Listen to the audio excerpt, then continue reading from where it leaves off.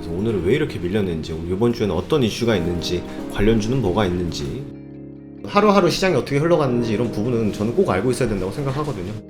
퍼브리핑 안에 시장의 방향성이 다 있습니다. 이게 되게 중요한 내용이니까 꼭 한번 확인해 보세요.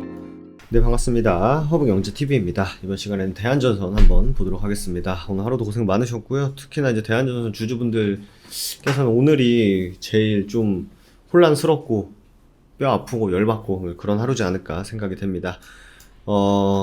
일단 대한전선이 장 끝나고 공시가 나왔습니다. 공시가 나왔는데, 불과 이제 어제 오후까지만 하더라도 대한전선의 미국 생산법인을 만들겠다 이러면서 이제 전력 케이블 교체, 이제 미국이 굉장히 이제 중요한, 어떻게 보면은 또 매출처인데, 그거에 대해서 뭐 인프라 구축 사업도 바이든 정부에서 통과가 됐고, 그렇기 때문에 대한전선을 한 번 더 비상할 수 있는 계기가 될 수 있는 너무나 명확한 그런 이슈였는데, 의미가 없어졌죠. 일단은 단기적으로는. 왜냐면은 재무구조 개선을 위한, 재무구조 개선 혹은 신사업 투자를 위해서 감자와 유상증자를 같이 하게 됐습니다.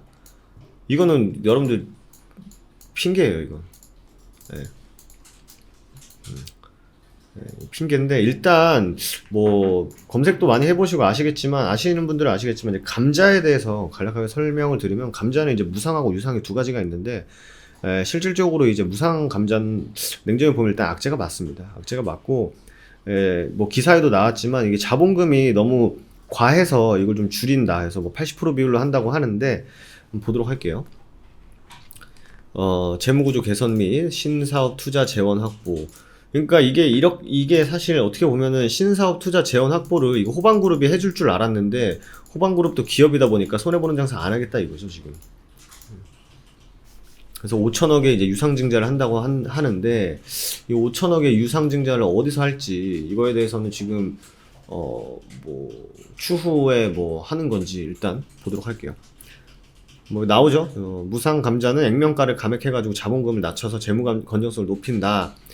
그래서 자본 총계 변동 없이 자본 증식을 줄일 수 있다. 근데 이게 아무래도 재무 구조가 그렇게 좋은 회사가 아니다 보니까, 저는 최악의,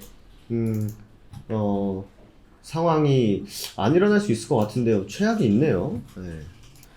어쨌든 뭐 사실 뭐 여러 이런 뭐 사족을 붙입니다만, 뭐 그렇게 사실 좋은 이슈는 아니다. 좋은 이슈는 아니고, 다만 이제 사실 어떻게 보면은 이렇게 활주로를 타다 이렇게 비상할 것으로 기대를 하고 예상을 했습니다만, 그러니까 이렇게 갈 수 있다라는 가능성은 한 가지 더 열어둔 거죠. 그러니까 이렇게 된 것에 대해서는 어떻게 보면 좀 좋은 이슈는 아니다. 그리고 이 부분에 대해서 명확하게 이해를 못하고 그냥 뭐 감자다 이렇게 하면은 아마 내일 아침부터 개파락하거나 아침부터 던지는 물량들이 엄청나게 많이 나올 겁니다. 재무구조를 획기적으로 개선을 하고 성장 기반의 계기, 이거는 사실 아까도 말씀드렸지만 핑계다. 해상풍력, 광통신, 이거는 알아서 해야 되는 거다. 사실 호방그룹으로 팔려가면서 긍정적으로 이슈를 받았었죠. 그래서 뭐 과거에 대한전선이 좀 아쉬웠던 부분들, 그리고 좀 힘들었던 부분들을 큰 회사가 이렇게 껴안으면서 이런 부분을 좀 잘 도와주지 않을까 했는데, 실질적으로는 어떻게 됐습니까? 호방그룹도 오케이를 했기 때문에 이게 된 거겠죠. 그래서 그 부분은 굉장히 조금 아쉬운 거다라고 보시면 될 것 같습니다. 그리고 유상증자도 기본적으로 그렇게 좋은 이슈는 아니죠. 그러니까 사실 유상증자에서 최근에 그냥 이해를 쉽게 말씀드리면, 유상증자를 해서 호재로 작용했던 기업은 포스코케미칼하고 딱 하나밖에 없습니다. 돈을 어디서 끌어왔고 어떤 식으로 그 돈을 쓸 건지에 대해서 포스코케미칼은요 1조 유증했는데요. 그게 절반 이상이 포스코에서 온 거고 나머지가 카이스트에서 온 거예요. 카이스트인지 어디서 온 겁니다. 근데 그것도 어쨌든 그때 한창 좋았었던 2차전지 쪽으로 집중을 한다고 하니까 이렇게 어떻게 보면은 일시적으로 충격을 받았죠. 하지만 쭉 올라가는 그런 흐름을 보였는데, 대한전선은 일단 뭐 사실 예전에 삼성중공업도 유증과 무증을 같이 한 적이 있어요.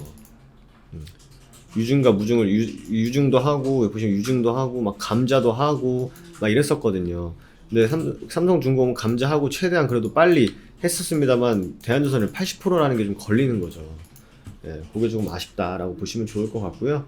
그리고 뭐 그 디테일한 것에 대해서는 뭐 주총 때 뭐 얘기가 나올 것이다. 뭐 주총 때 한다고 하는데 뭐 사실 저는 제가 본 대로만 말씀을 드리면 이거 결정을 하고 갑자기 주총 때 안 하겠다 뭐 이런 거는 사실 본 적은 없어요. 본 적은 없는데 사실 최근 같은 시장에서는 무소식이 희소식이긴 하니까 그게 좀 바랬었는데 사실 뭐 실적 시즌도 다 끝나가고 인프라 법안도 통과하고 그것도 게다가 미국에서 인프라 법안이 통과한 것이고 대한전선이 미국에서 매출도 잘 냈었던 그런 기업이기 때문에 뭐 특별히 안 좋을 게 더 뭐가 있나라고 했는데 갑자기 감자 때려버리는 이건 완전히 뒤통수 맞는 거죠. 맞을 수밖에 없는 거죠. 완전. 그 부분은 조금 아쉽다라고 좀 생각이 됩니다. 그래서 내가 진짜 대한전선으로 뭐 대응이 좀 힘들다 이건 끝까지 가야 된다라고 하시면은 불가피하게 이제 장기전이 될 수밖에 없는 상황이고 나는 뭐 지금 내가 이거 장기전 갈 바에 다른 데서 차라리 수익을 내거나 뭐 하는 게 낫겠다라고 하시는 분들은 대응을 빨리 하시겠죠. 그래서 이 부분을 내가 어떻게 해야 될지에 대해서는 꼭 한번 생각을 해두시는 게 좋을 것 같고요. 최근 시장에서 사실 뭐 유동성 장세도 좋고 사실 코로나로 인해서 돈도 많이 우리나라 기업들이 돈을 잘 많이 벌었거든요, 사실. 예. 근데 그래서 최근에 사실 뭐 기업적인 이슈로 뭐 돈이 없다 이런 거는 진짜 찾아보기 힘들었었거든요. 좀 찾아보기 힘들었었는데 이걸 그냥 저 장 끝나고 딱 봤는데 대한전선이 딱 정지가 딱 뜨더라고. 그래서 생각한 게 이미 기업은 긍정적으로 팔렸지 실적은 다 나왔지 어차피 실적 따라가는 종목도 아니지 해서 느낌이 쎄하긴 했어요. 왜냐면은 보통 정지가 되는 거는 매출액이 진짜 엄청나게 갑자기 확 튀거나 아니면 주가에 급변하게 변동사항을 줄 수 있는 요인이 갑자기 탁 뜨면 이제 30분 동안 정지되거나 그러잖아요. 장중이라도.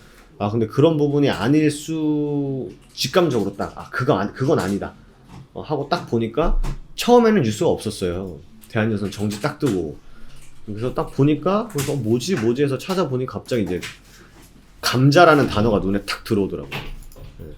그래서 그거는 좀 굉장히 좀 아쉬웠다라고 보시면 될 것 같습니다. 그래서 좀 짜증도 나시고 힘도 드실 거고 이게 지금 내가 장기전으로 가야 되는지 아니면은 이걸 털고 딴 데로 가야 되는지에 대해서 고민이 많으실 것 같은데요. 좀 현명한 선택을 하시는 게 맞는 것 같고 내가 이거 어차피 장기전으로 끌고 가야겠다라고 하면은 진짜 뭐 좀 인고의 시간을 좀 버티셔야 된다라는 부분 한 번 더 말씀드리면서 좀 심심한 위로의 말씀 좀 드리도록 하겠습니다. 이런 상황에서 이벤트 홍보하는 게 맞는 건지 모르겠습니다만 어쨌든 또 다른 좋은 기회가 분명히 있을 거다라는 부분 좀 말씀드리고요. 좀 힘든 시장이지만 또 도움이 필요하신 분들은요 저희 이벤트 진행하고 있습니다. 주력주 갤럭시 모니터 200% 수익 청산을 하면서 신규 주력주에 들어갈 예정이기 때문에 저희가 뭐 가라로 올려놓는 거 하는 게도 없습니다. 그래서 좀 도움이 필요하다 하시는 분들은요 1644-1873으로 전화 주시거나 아니면 카카오톡 친구 추가 HBTV 천사로 친구 추가하신 다음에 이벤트 관련 상담문에 남겨주시면 되실 것 같습니다. 오늘 하루도 고생 많으셨고 저는 또 내일 대한전선 시간에 인사드리도록 하겠습니다. 감사합니다.